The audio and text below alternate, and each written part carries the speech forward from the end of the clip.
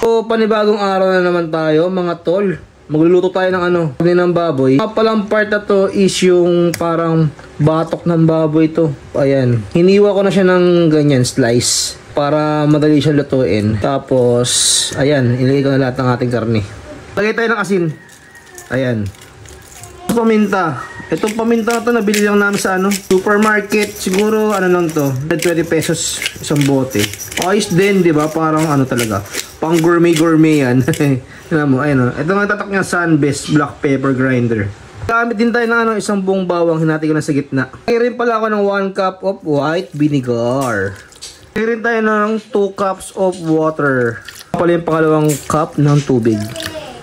Pakuluan natin sa loob ng 1.5 oras. Pag inaantay natin yung ating pinapakuluan ng karne ng baboy, meron pala akong pipino, hatiin ko na sa gitna. Balik kalahati lang pala gagamitin ko. Tapos hihiwain ko lang siya ng pag ganito. Ayan o. Slice lang tol. Hatiin mo sa gitna. Tapos pag nakuha mo na yung ganyan, ito itsura. Ayos na yan tol. Side mo natin yung ating hiniwang pipino. Na rin natin ng sibuyas na pula. Bali, isang peraso na rin pala gagamitin natin. Tatanggalan ko lang ng balat. Tapos, silang hiwa, tol, slice lang din. Ito. Ayan, di ba? Ganyan slice lang, tropa.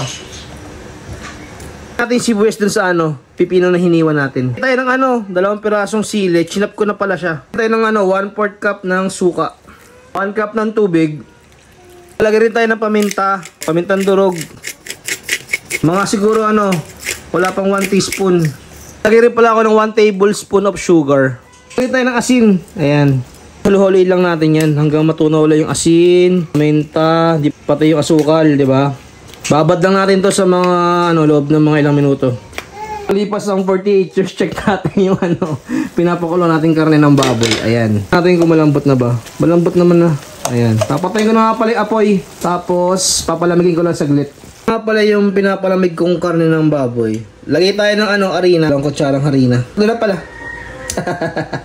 Lagay rin tayo ng asin. Timpla natin ng asin.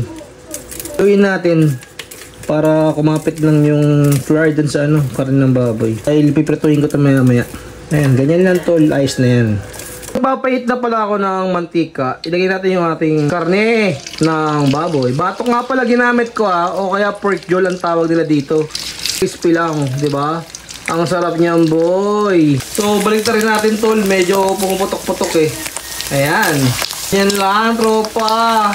Para maging crispy yung ating pritong baboy. Sarap, boy. Hihihi! So, ayan, boy. Golden brown na. Sad mo natin yung ating mga karne. di ba? Ayos, boy. Ang sarap nito. Bagay na bagay talaga sa sausawan na ginawa natin eh. Tapos, pagkatapos nito, titikman na natin to kung gaano ba ka-solid to, di ba? Boy! Ang sarap, di ba? Mmm.